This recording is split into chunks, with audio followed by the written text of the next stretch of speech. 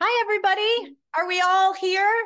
I just want to welcome everybody. It's wonderful to be here with Hop and Gay. I want to introduce myself first. I am Betsy Gaines Quammen, and I am president of WildEarth Guardians board.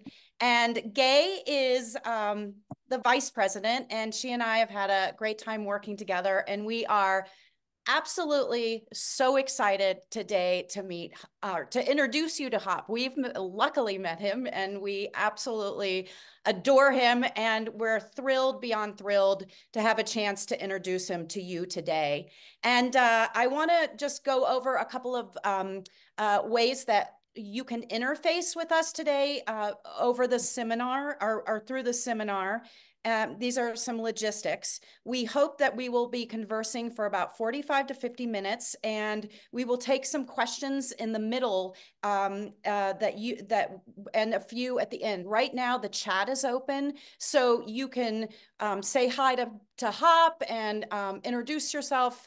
But when you do questions, you're going to have to go to the Q&A, and we would invite you to chat a little bit now. We'll open the chat again. The Q&A will be open throughout this event. And with the number of folks that we have on the call today, as I said, those questions can be put in the Q&A. The chat is going to close in a few minutes.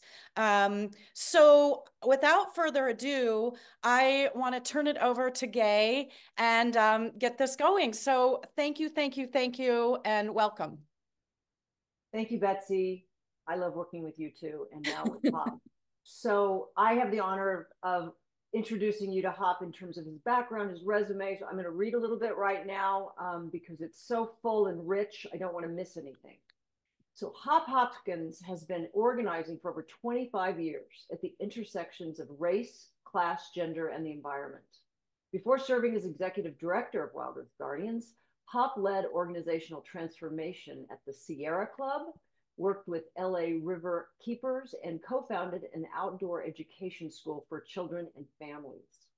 He is a social movement strategist and scholar and has been a leader in movements from HIV/AIDS to global justice, food sovereignty, anti-displacement, and clean energy transition. He began his career as a grassroots environmental justice community organizer in Seattle, Portland, Oregon, and Los Angeles. Born in Dallas, Texas, Hop received his bachelor's degree from New College of California as a graduate in the Culture, Ecology, and Sustainable Communities program with a focus on natural building. He has earned a certificate of completion from the Leadership Organizing and Action program at Harvard University, John F. Kennedy School of Government, executive education, and a certificate in the art of leadership at the Rockwood Leadership Institute. He earned his master's degree in urban sustainability at Antioch University, Los Angeles, where he also served as a climate justice fellow and adjunct professor. He sits on the Los Angeles Food Policy Council's leadership circle, is a board trustee at the Midland School, and has served on the boards of the Community Coalition for Environmental Justice, Western States Center, and the People's College of Law. Hop was a certified arborist, has earned a permaculture design certificate, is a master gardener, and was certified as a community emergency response team trainer. He and his wife of 20 years homeschool their daughters on an urban homestead inhabited by their pet Australian cattle dogs, chickens, honeybees, fruit trees, and multiple compost piles. Sounds like a little heaven realm to me. And that is quite a full life and resume, Hop. And I want to know, is there anything that I missed here that you'd like to share with our people here on the webinar? Unfortunately, Gay, it looks like Hop somehow has been, we've lost him. So Oh, no. I know, I know. And Kevin is working to get him back right now. But I am just going to go ahead and look at, it looks like we have some, oh, there's internet issues according to Kevin. I apologize to everybody. I'm looking at the chat and seeing who we have. Oh, there's Hop right now. Hooray. Great. So Well, I had a Gay, very glowing read of your resume. I said it's so full. And I asked you what did I miss potentially in that resume that you'd like to share with the people here on this webinar. Uh-oh, no. Internet's so bad. It's kicking me out again. You're there right now. we see you. Yeah, she's frozen. She's frozen again. Uh-oh, we hear you and see you. Darn it. Yeah, froze. Oh my. Sorry, everybody. As you can see, we have our communications person who's on, who's helping Hop, John in the background. Hop, can you hear us? Yes, I can hear you all. Can you all see me now? Yep. Yes. Well, I'll just say this. It's very comical.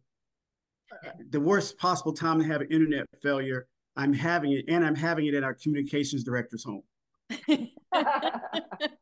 But you're persevering. It's all good. It's all good. Okay. Is there anything outside your resume that I did not cover that you'd like to share?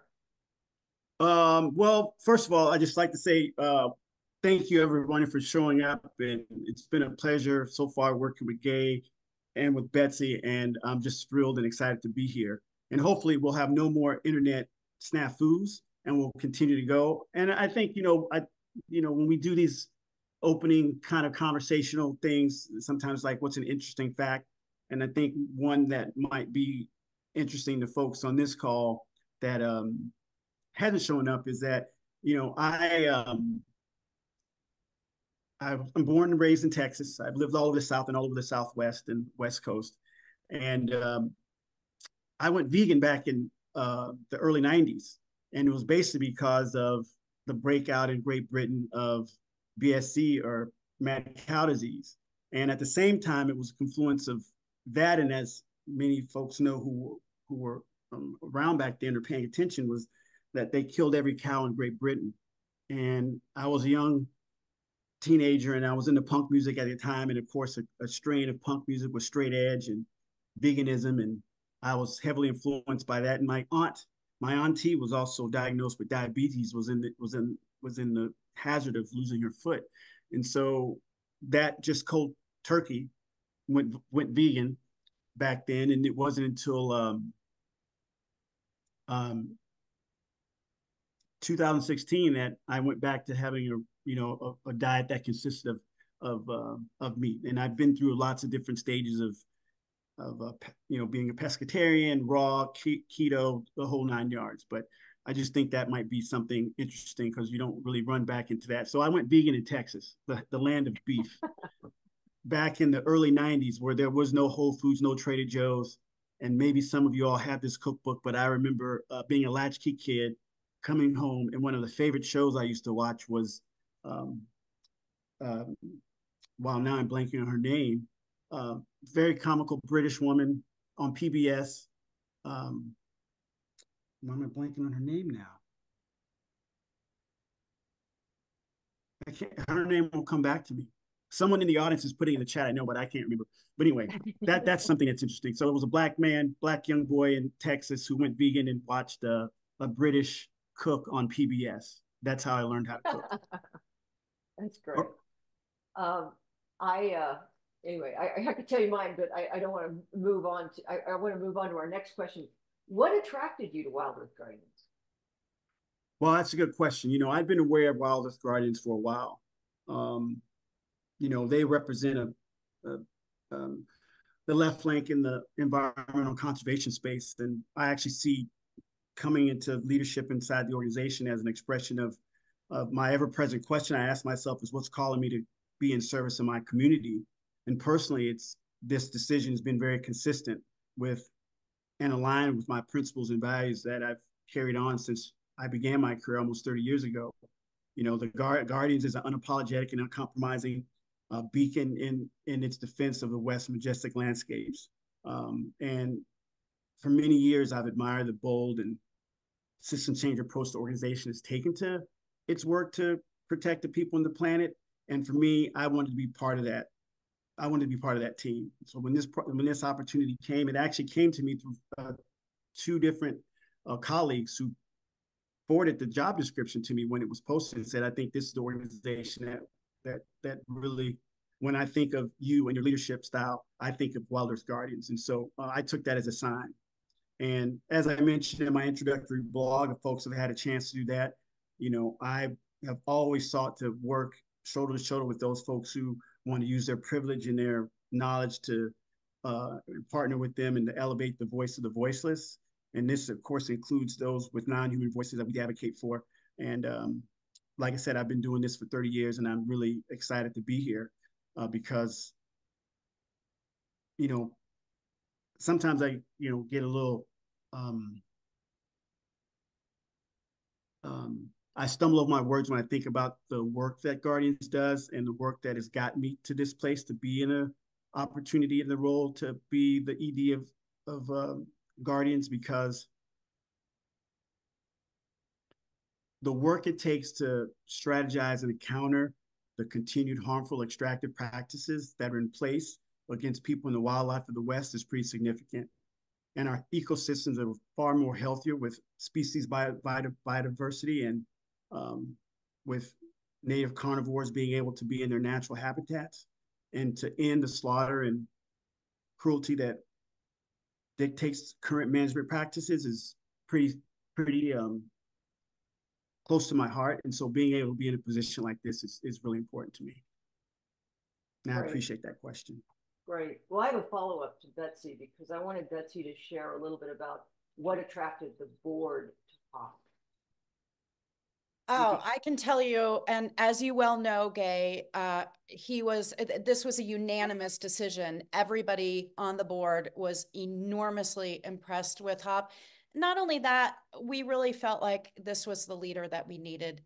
And the staff, this was their evaluated #1 candidate. The staff was very, very much in support of Hop. And I also want to say Hop knew the organization better than any of the other candidates. I mean, he had done his homework. It was obvious that not only did he care about our mission, he had taken so much time to really understand how the organization worked and really express such appreciation.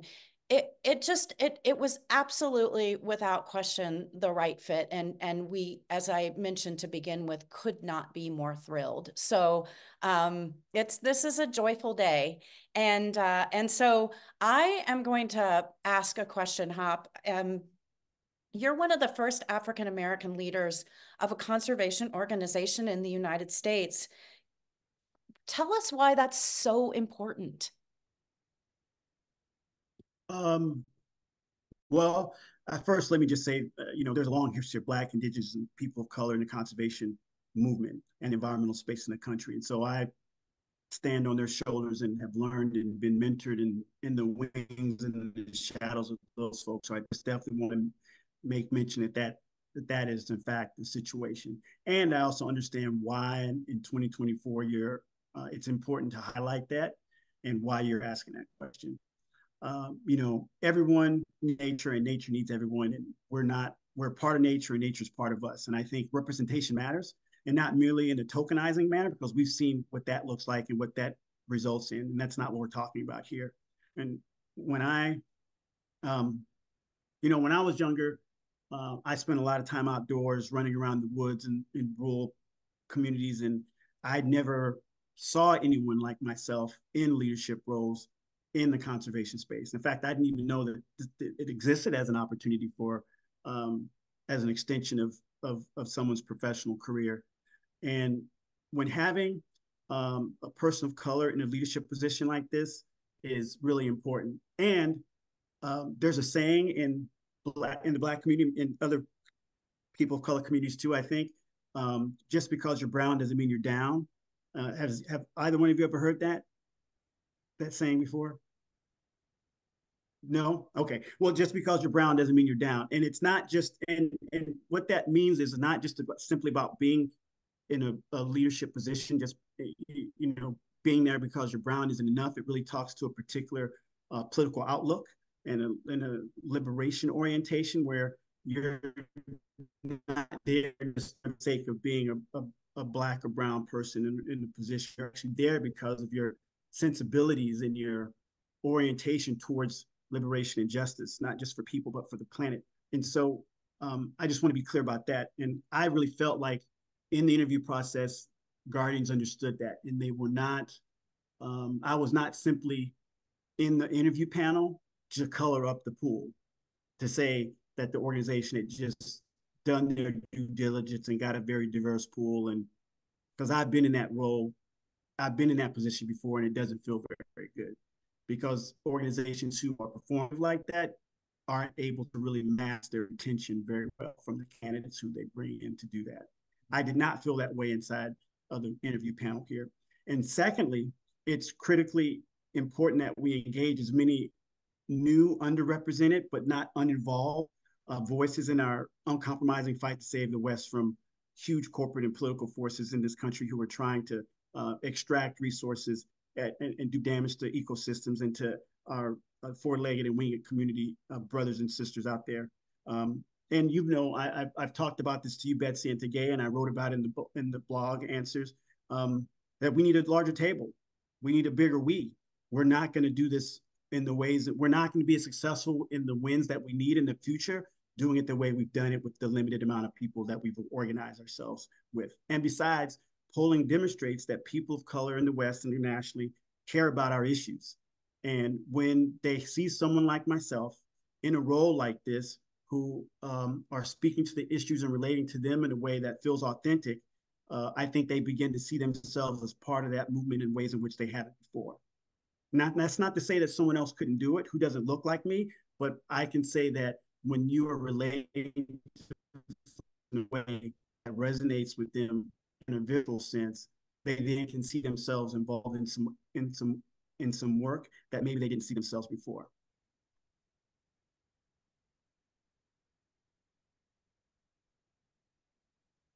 So do you see the conservation movement becoming more inclusive?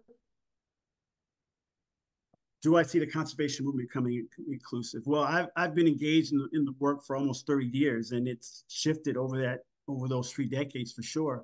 And when I first started doing this work, it was,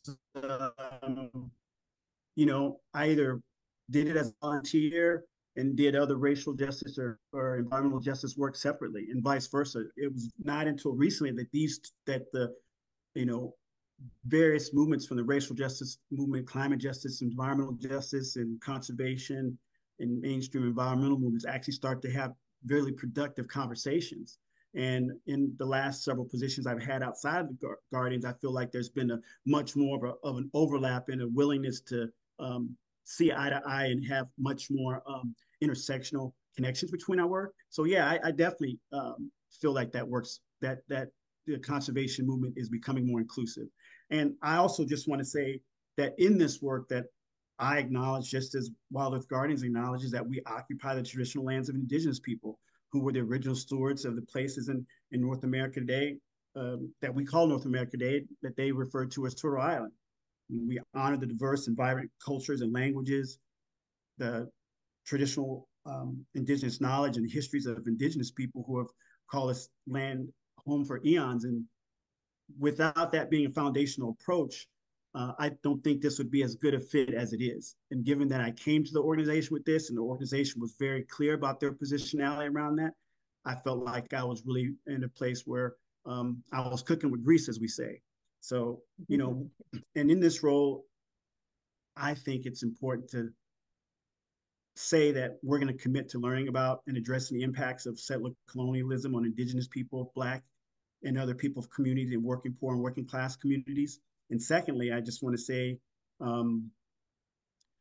we work to center those perspectives and voices and the needs of indigenous communities in our litigation, our policy advocacy, and our organizing in a way that positions them as agents of change in their own right.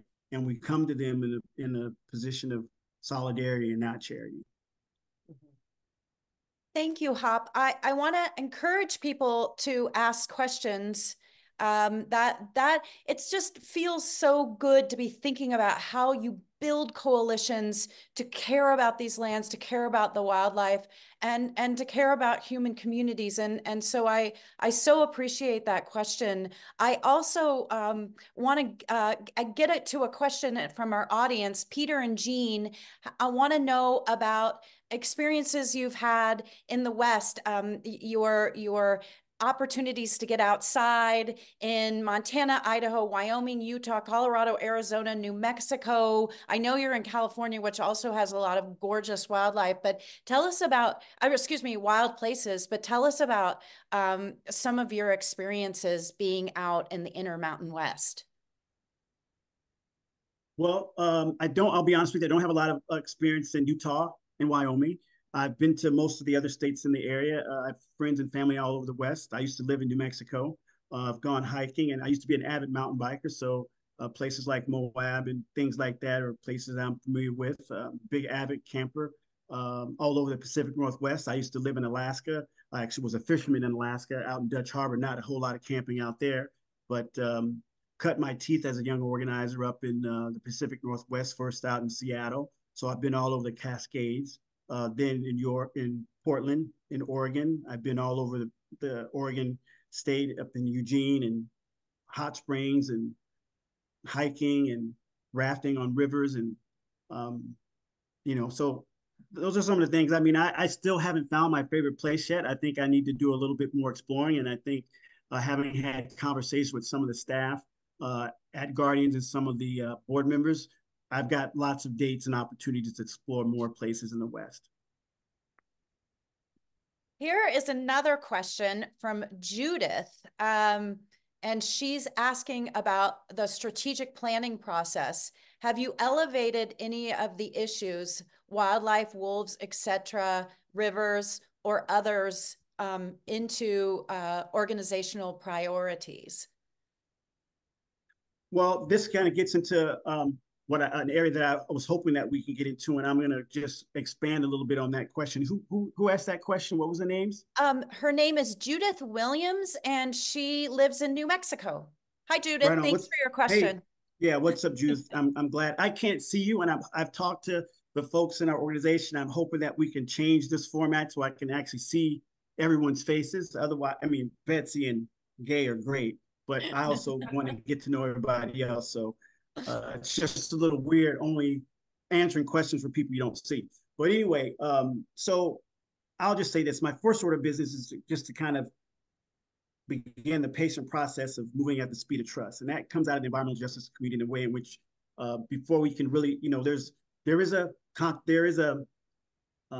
trying to co-hold two truths at the same time, right? That the climate crisis is moving at a rate that we really need to be paying attention to, but yet we know that relationships are built on trust and respect, and that takes time to build.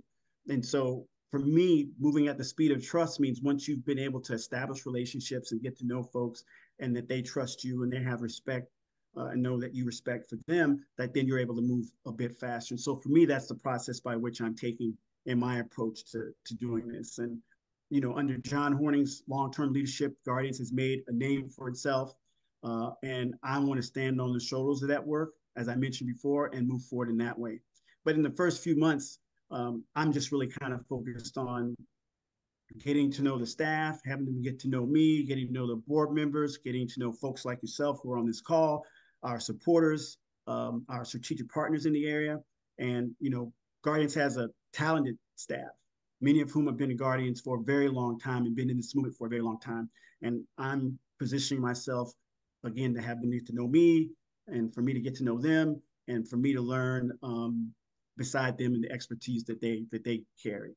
And then my second priority is going to be before, trying to make any types of changes. And I'm glad you brought up the strategic planning processes. We're going to be pulling together a team of board members, of supporters, to put together a strategic plan in order to accomplish some of our major projections for the Western communities and wildlife. So this will be going from 1 to 3 years out into the future. And the desired timeline for that is that ideally by this summer, we can have this gathering And I anticipate coming out of that process with several organizational strengthening initiatives. Um, and our core work will be meant to enhance our core work. And these organizational strengthening initiatives include things like leadership and management, updating our fundraising and operational systems, program evaluation and iteration, and then looking at our communications and technology systems to make sure they're up to speed in the way they need to be a 21st century organization. So those things in and of itself are not going to shift away from our core work, which is wild rivers, wild places, wildlife, and climate and energy, but they will help us with being able to support our organization, get up to speed and up to date in its operations. Thank you. I just want to remind everybody there is a Q&A at the bottom where you can type in your questions. And thank you so much. Keep the questions coming. And so I think that we're going to move on to some of the questions that while you all are typing questions. I have one. Oh, yeah. If I may. And also Thank to follow you, up Gay. on, yeah, follow up on Judy, who wrote Go to the Gila. So I wanted to hop to what are some of the past successes and or current work of Guardians that excites you the most? And I just want you to also include the Greater Gila campaign, because that's one of the entry points that I really care about and I've spent a lot of time there. So, and that's what Judy said, go to the Gila when you get here. So it's one of the many things Guardian's doing, but what are some of the successes that you would like to, that excite you the most, the Guardians? Right on. Well, I appreciate this question, and yes, go Gila. So part of that is what I'm doing right now. It's a little bit of a mini roadshow. So I am taking time right now to visit some of the key staff, some of on our executive team, in order to meet with them and start that process of moving at the speed of trust, meeting with them in their hometowns and spending time with them and experiencing their landscapes with them in the places that they like to see. So that's one thing. I was just in Sacramento right now. I'll be in Tucson tomorrow, and then next week I'll be in Denver, and then I'm not sure where I'll be after that. But I'm burning up a little fossil fuels, and I've got lots of credits. I used to be an arborist and a forester, so I plant lots of trees. At least I think I still have some credit left. But back to your question, which was some of the work that's exciting me. Like I said, I've been looking at WildEarth Guardians and some of the other organizations I've worked at. I hadn't had the direct opportunity to work on particular projects, but being familiar with some of the staff around the work in the Northern Rockies, the gray wolf defense, and helping return wolves to Colorado that our staff members, Lindsay Lares, has been leading. I've been very impressed with that work. That's been very impactful for me and my family as we followed some of that work. In New Mexico, the trapping ban, and some of the other coexisting work that Chris Smith has been leading along with our legal team. That's been really important. And Chris and I used to work in the same organization back in the day.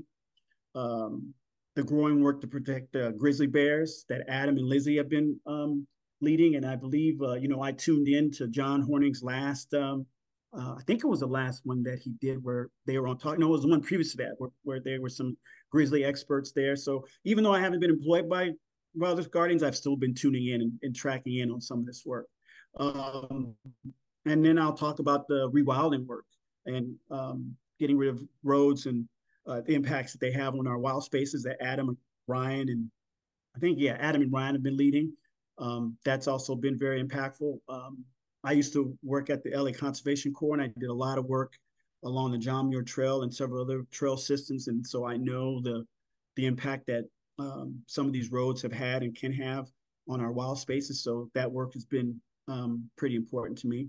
And I know, Gay, you want to hear about the Gila work. It's the Gila work. It's the centennial year this year, and I've worked on national monuments in the past, getting them secured and working on visitor plans and engagement plans. And so this is really exciting me. We have an opportunity to celebrate the 100th anniversary of the Gila Wilderness and pull together our indigenous communities and our other community allies and launch into the next phase of this work. I'm really excited about that. And I've been getting to know Leah and Andrew, Erica, and Madeline, and they've been leading that work, and I'm looking to take a trip out there. And so I can't remember who it was, Beth maybe, who asked that question, but maybe when I come out and take a trip to visit those staff and the Gila, I'll be able to meet you as well. I don't know. And then the last thing I'll talk about, which I hope Chris doesn't feel that I'm, I have a love for beavers like Chris does. And so that work that Chris has been doing has been really interesting to me. I think a book I would recommend for folks is Beaverland. If you haven't had a chance to pick that up, but if you really want to kind of get down and dirty about understanding the impact, the wonderful impacts that beavers have on the ecosystem, that's a really great book to pick up and read. Beautiful. So we're going to take you into the Gila, and when you get to hear wolves and maybe even see them in the wild, there is absolutely I get bumps on my skin just thinking about it. I got to hear them. I haven't seen them down there yet, but our team has, so we look forward to that. Betsy, yeah. I think you had a question. I do have some questions that are actually coming from the audience. William wants to know, there is an issue that environmental organizations like to protect their turf. How or will you work with others? And there's a follow-up question to that pertains from Francois Marie, who says environmental organizations in New Mexico are on good terms with each other, but do not seem to coordinate strategies and public outreach. Do you have this impression and plan to promote a more integrated approaches? So are you going to adopt a protect our turf, or are you going to coordinate with other organizations and collaborate on strategies and public outreach efforts?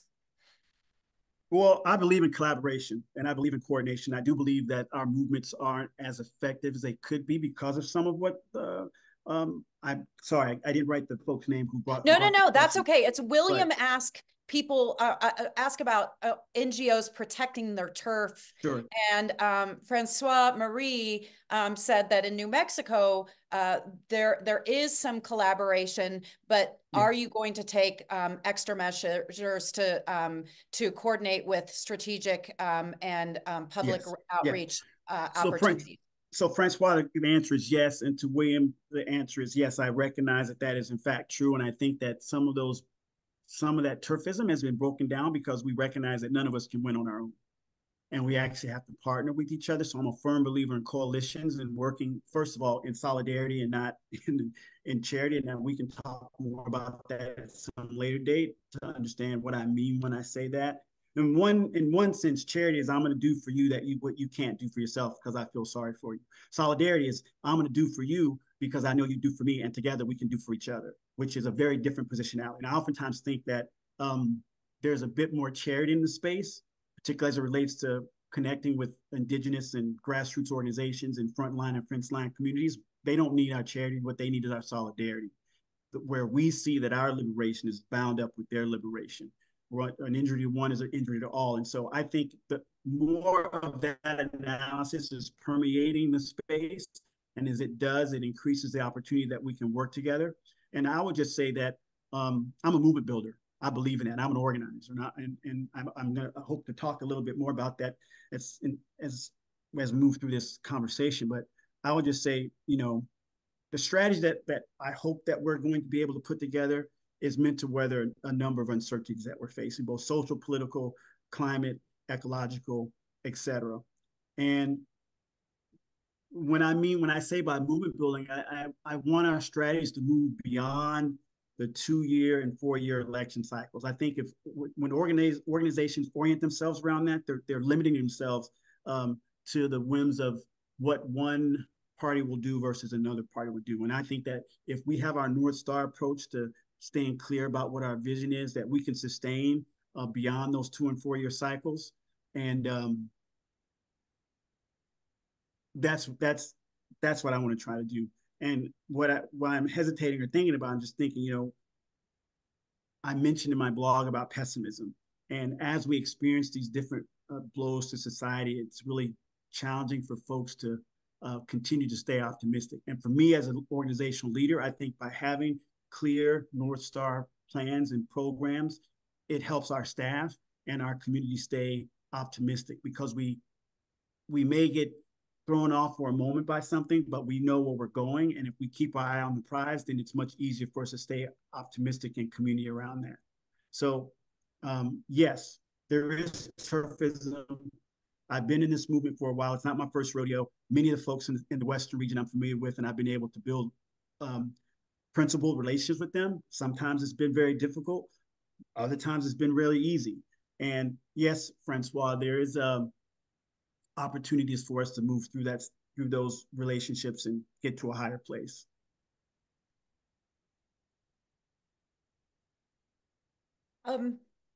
I have another question for you. So, because you kind of just talked about this, Sure. what gives you hope in the fight against climate change and biodiversity loss? What gives me hope? I mean, that's a really good question.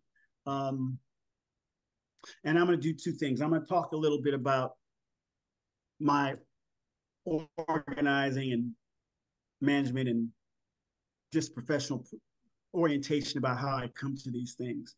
And I think by having a particular framework from which you operate from, it helps you stay grounded in your purpose. It helps you stay grounded in why it is that you're doing what you're doing, regardless of what's happening outside of that. And first of all, I would just say that, my strategic, approach is it comes from a place of understanding our organization's power, how we get it, and why we're building that power for what ends. And when you have clarity on where you lead and have extreme subject matter expertise, and then when you need to partner and co-lead with another organization that also shares your similar values and subject matter expertise, and then there's places where you're going to support, because it may not be a place where you have strategic leadership because of your subject matter expertise, but the work is critically important because it aligns with your values and your ethical standing in life. And so you're gonna lend organizational support to those movements. So being clear about where you lead, when you partner, and where you support from the back is really important for us to understand. And I think for me, over the years, where I've come to understand and where I've come to position myself, is my work is about building movement. It's about developing leaders. It's about shifting culture and translating that cultural shift into policies and legal interventions, and then defending and advancing democratic processes both inside our organization and outside our organization. As we do that work, I think that's critically important. So that for me offers an opportunity for me to be rooted and grounded in a vision that allows me to move through difficult challenges, a loss of a campaign victory, the loss of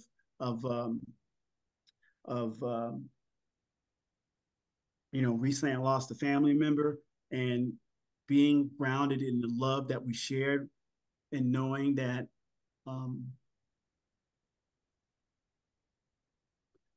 sorry about that, and knowing that their memory lives on in me is one way in which I can stay positive in those ways. And I talked about a little bit of this in the webinar, and it just reminds me of me thinking about my ancestors coming to Texas even before it was Texas, when it was still Mexico, and in bondage, and not being able to see their own freedom through their own offspring, because their own offspring were also enslaved. But knowing that they kept persevering through that in order to think about someone like myself in a future place that would be liberated. And I think that Guardians has that same type of hope and that same type of grit about moving through difficult times and having a North Star approach to how we think about protecting the planet and the people. And so that's a little bit of how I think about these things. And I'll just say last time, I'm going to go on for a moment here because I think it's critically important. I talked about myself as a movement builder, but I also come to this work as an organizer through and through. And through that, I think I've come to understand a particular framework around leadership, and that's accepting responsibility for enabling others to achieve purpose in the face of uncertainty. And you as a leader being clear about what your purpose is. And organizing is leadership that enables people to turn those resources that they have into the power that they need to make the change that they want. And I'm always thinking about where are we going, and how do we get there, and what do we need, and who do we need in order to get there. And by understanding that I'm not going to get there on my own, that nor will the Guardians get there on their own, that we need to pick up friends along the way and partners along the way in order to build the type of power that we need to win, I think is critically important. And as you recognize that you're not alone and isolated in the work, that also gives me hope. Because when there are times that you need to take a step back or take a move back, there's someone else who's there to pick you up and to give you energy and to give you strength. And I've been that for people, and people have been that for me. And I think being in coalition with other like-minded organizations that are clear about their purpose and clear about your purpose, it helps us do that when we falter. So I think those are things that give me um, hope, is being in community with other folks. And that's why I'm here at Guardians. Wow, beautifully said. And thank you so much for sharing your personal loss. And we, as we've said, deep condolences for your loss, and to share your personal story is very meaningful. So thank you for doing that. Bets, do we have any more questions from the? We do have a couple. I want to just say we have 15 minutes before we said we'd wrap up. We do have a couple of questions. I think we're going to open up our chat again so that we can just have comments. But I wanted to ask, in your blog, you spoke about immediate priorities, and I want to know, how can people help right now? What can you give us some idea about ways that those of us who are on this Zoom right now can jump in? Yeah, well, that's good. I think it might have been Beth earlier who asked about planning summit. And first, I just want to say again, thanks to you, Betsy, and to Gay for your support of the organization as board members, and to the folks who are on this call. So I just want to say, folks on the call, you should continue your support and help spread the word about Guardians. And then I think that with this planning advance, we're looking to advance kind of two big off-budget projects, or priorities, I'll put it that way, that I believe are absolutely critical for us to move forward and be successful this year and into the next year. And one is supporting a planning summit. And the idea behind the planning summit is to help staff and key supporters after this year of transition from John to myself.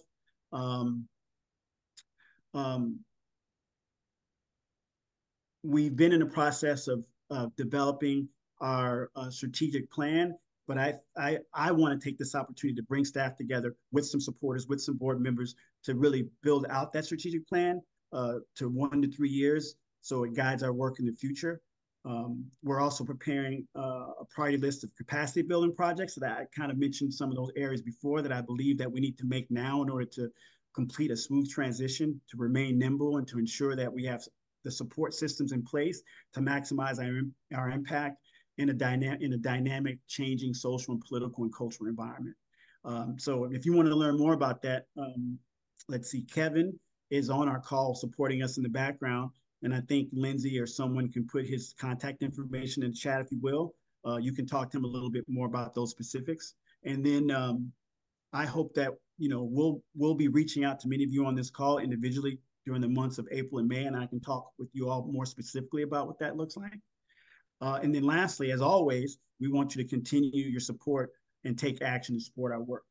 And then there's one other thing that I just want to say, Betsy, that I meant to say earlier about my relationship with you and Gay and some of the other board members, particularly those who are on the hiring committee and the transition committee, that this has been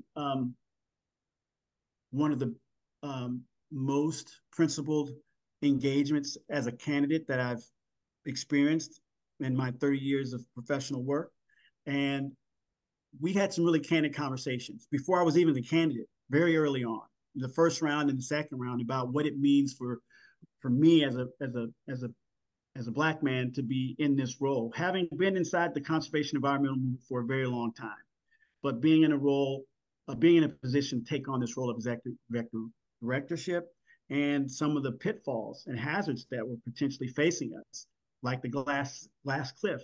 That's a phenomenon that happens when you move from a traditional mainstream or white leadership to a person of color, and what are some of those hazards that might folks might not think about, but are actually there.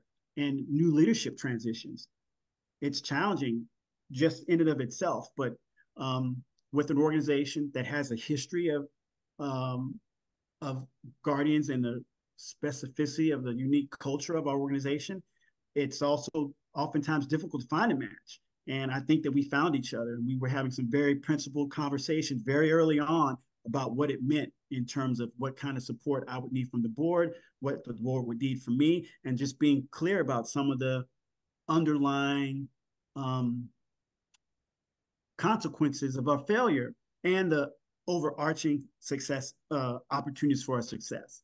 Knowing that we were tied together in this, and that we were just having some very principled conversations. So I'll just leave it at that. But I just wanted to really mention that about the board, that I felt very supported in this process, and I hope to continue to feel. I'm imagining that that community of support is extended to the people that are on this call. Thank you, Hop. I want to, if I may, Betsy, just say something really quickly, because I know John Horning very well, and we've all loved and appreciated his leadership over decades. And he has big shoes, those are big shoes to fill. But I love listening to Hop because he has that same kind of sober visionary quality of John. And I know the organization will be in good hands relative to the North Star aspect and creating structure behind moving us to the next step with the staff and the board. So I just wanted to include that. Yeah, and I also wanted to add too, I've been so enormously impressed. I mean, you have been drinking from a fire hose, and I mean, as soon as you landed, you hit the ground running. And I know it's just what you're having to do and what you're having to sort of get a sense of all the things that are going on in the organization. It's been thrilling just to watch you go. So that's really inspirational and wonderful. I want to, number one, thank Hop and thank Gay and thank Kevin and Lindsay and the audience. We're gonna open it up for I think the chat and more questions. We have a question right here from Peter and Jean asking about a writer. I wanted to mention, in addition to Hop's Beaverland suggestion, Eager also is a book about rewilding beavers across America, and actually mentions WildEarth Guardians and the work that WildEarth Guardians does in terms of restoration. I also wanted to mention the Gila Wilderness book. Now that we're in the 100th year anniversary, the Gila Wilderness book was a collaboration between WildEarth Guardians and Torrey House Press that came out last year, I believe. And this question from Peter and Jean is asking Hop if he's familiar with the writings of Dave Foreman, and if so, how might they influence your approach to Guardian strategy? I'll be honest with you, I'm not. Oh, sorry. Go ahead. I'm going to make one more plug because I know Betsy would never do this, but Betsy has a new book out called True West. We have an incredible board president and author. So I just wanted to, because I knew you were never going to. It's an incredible book, True West. Sorry, Hop. Go ahead. No, it's all right. I also want to co-sign Betsy's book. I think her book, when we, during the third round interviews, I had an opportunity to have lunch with Betsy, and I had read some of her work before, and I knew of her, and I think she read some of my stuff too. I don't know if she read it before I was a candidate and she knew, or how she came into contact with it. But nonetheless, there was a lot of synergy between the subject matter that Betsy talked about in her work, particularly in True West, of looking at the holistic approach to what has happened in the West and how we got to this place. It has a lot to do, understanding that has a lot to do with how we might approach it in a more holistic and intersectional way to get to a place where our wildlands and our landscapes are protected, and those frontline and fringe line communities that are also being impacted by extraction and sacrifice zones can move to a different place in the future. And I think it's definitely influenced the ways in which I think about the work. So if you want to have some idea of some of the foundational approaches that I think about, it's that history in the West that Betsy writes about that definitely influences and informs a lot of what I do. And I can tell you that I'm familiar with Dave Foreman, some of his writings, him being a prominent conservationist. And I think I'm influenced by a number of different conservation environmental writers. In fact, one of my books I listed in my blog was an anthology of African American writers who were writing about nature, who haven't necessarily been seen or elevated in that way. So yes, I've been influenced by a number of different conservation writers, of which one is on this call right now. Thank you for that question. I was on the board of Sierra Club with Dave Foreman, and really appreciated him quite a bit. So thank you for that question. Are we, Kevin and Lindsay, opening up the chat now so that we can just get some, and perhaps it is open. I'm just kind of reading through it to see if we have. Okay, here's one. Please announce the dates for the planning summit as much in advance as possible. I think we will. I don't think we have anything right now on the calendar. Yeah, nothing scheduled right now. I mean, Okay. first of all, just to be honest, we need to, these are off budget projects, and, we're going to be making some phone calls and working with Kevin and Lindsay and the development team in order to raise the funds in order to do that. But again, we hope that that'll be a quick campaign that will be able to raise those funds. And I'll just say a little bit of inside scoop. The way our organization has typically scheduled these things is that we have an all staff retreat every 18 months.